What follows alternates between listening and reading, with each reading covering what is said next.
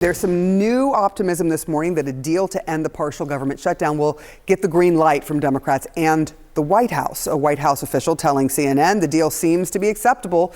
And this is as travelers, of course, have been facing these excruciatingly long security lines at some airports across the country. CNN chief data analyst Harry Enten stepping in to his role as the data guru. I can't stop the guru, whatever. Sarah. All right. So how much of the shutdown in TSA lines how much are people noticing? Because obviously anyone going to the airport's going to notice, but there are those who just might be wondering about what the heck's going on. Yeah, there are some government shutdowns, partial government shutdowns, where a lot of folks who are not affected by them directly don't really notice them. That is not the case in this situation. Yeah. Just take a look at the Google searches for the TSA.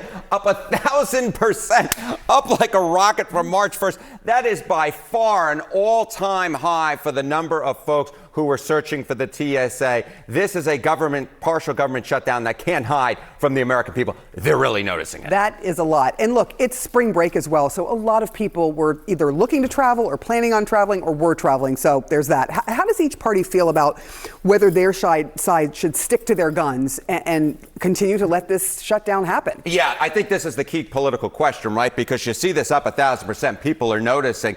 And what you see in the polling right now is it was the Democrats who said their party should in fact stick to their guns, say it was worth a shutdown, a partial government shutdown over the funding of ICE and the GHS. We're talking about 55% here, Dems on congressional Dems. Just 29% of Republicans said that their side, congressional Republicans, should in fact stick to their guns. It was worth the government shutdown. So we're dealing with these long lines. You see the Democrats saying, you know what, it is worth it, but the Republicans saying, you know what? Not really. And that's why they're coming to the table at this point. Yeah, it looks like there could be a deal in place, hopefully soon.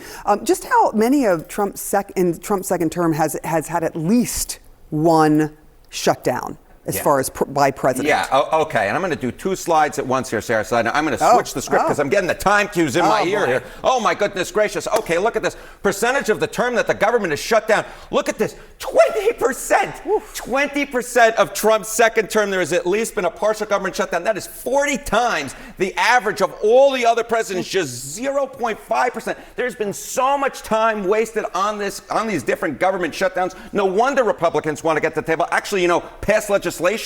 But I will note that there is optimism going on here. Chance that this shutdown goes past next Tuesday at 10 a.m. according to the Couch prediction markets. Yesterday, we were near a 90% chance. Now with the news coming out, only about half that. Look at that, 49% chance. Yeah, that's pretty clear. And there may be a deal coming soon. Harry Enten. We're hopeful. Appreciate it. Thank you.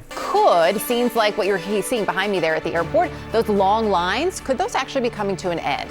There is a Republican plan to end the partial government shutdown, which of course has forced TSA officers to work without pay.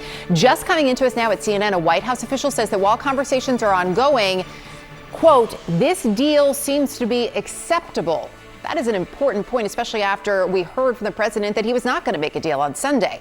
This proposal would fund all of the Department of Homeland Security, except for a small portion of the ICE budget, which is actually funded by that big, beautiful bill from last year.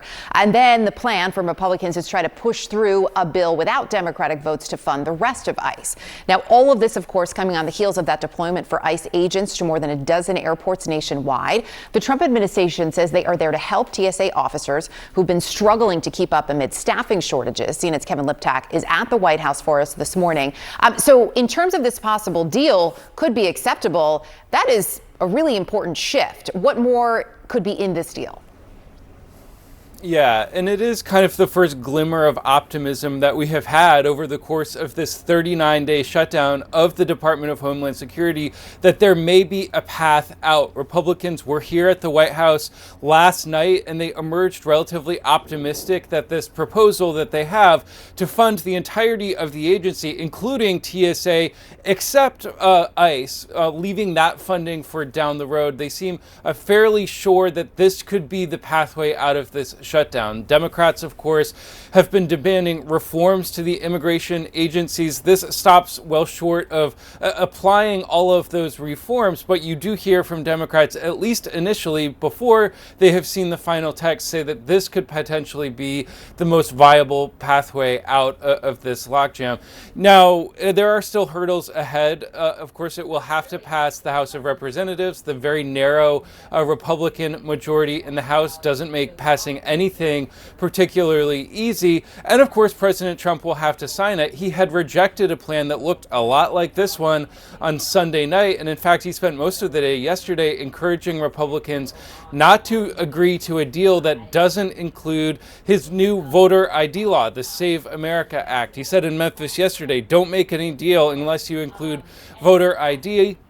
But after that meeting at the White House last night, Republicans emerged relatively sure that the president would get on board and that they would pass these voter ID provisions down the line when they also try and pass that ICE funding. And now, of course, a White House official saying that, yes, while the conversations are still ongoing, that the plan appears, at least on paper, to be acceptable. Now, we will have to wait and hear from President Trump himself. Of course, his word abides above all others, but as of now, officials fairly optimistic. Of course, a deadline does help in all of this. Many senators are eagerly awaiting their 2-week recess, which begins on Friday. Many of them also likely hoping to avoid those hellish TSA lines as they depart on that recess. So that could potentially be a motivating factor as well. Now, whether that TSA crisis ends immediately when the department is funded remains to be seen. Remember, 400 TSA agents have already resigned as part of this because they weren't getting paid. It doesn't seem clear that all of the logjam will be resolved immediately once the funding goes through, but at least for now, it does seem as if a pathway has been identified to resolving this crisis. Eric. And a pathway, the first step there. Kevin, appreciate it. Thank you. Sarah? All right, thank you so much, Erica. And with more on what's happening at airports at this hour, I want to turn to our Ryan Young, who has been at Atlanta Hartsfield-Jackson International Airport, the busiest airport in the world, for days and days. We are seeing something that we have not seen in the last 3 days. What are you looking at here?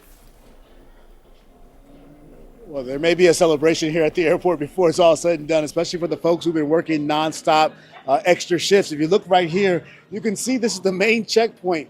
Almost no lines, no waiting, Sarah. And it's unbelievable at this point. This morning started briskly with a lot of people showing up here at the airport. Lines were long. People were waiting about an hour. But when that rush hour went away pretty quickly this morning, we ended up with this. And there seems to be more lines open than normal right now with the TSA workers here breezing people through. In fact, a lot of folks have been showing up shocked at how short the lines are. Take a listen to some of the folks we talked to this morning. I don't see how extra security could be bad, you know. Right. I mean, they're going to help out and, you know, make things move a little faster. But whether they're doing that or not, we don't know. But extra security is always good to me. I mean, you think it's not going to be that bad, but then you get here and, you know, you think, oh, man, it really is as bad as they say it is. So there's a bit of a mix here. So when people were showing up and going right into the TSA pre-check line, a lot of them weren't even checking the main checkpoint line. That line has been open and moving pretty quickly. Some folks just get so used to going to the line they go to, they didn't even check to see what that's like. We've also seen those ICE agents moving through today. A lot of folks are saying they're very pleasant. Look, they're not wearing masks. In fact, on this line right here, you can see 2 of them standing behind the TSA agents. I'm not sure we can get a complete focus on that, but just wanted to show you that they've been walking around the perimeter. Atlanta police have also been added to this equation in terms of showing up extra patrols.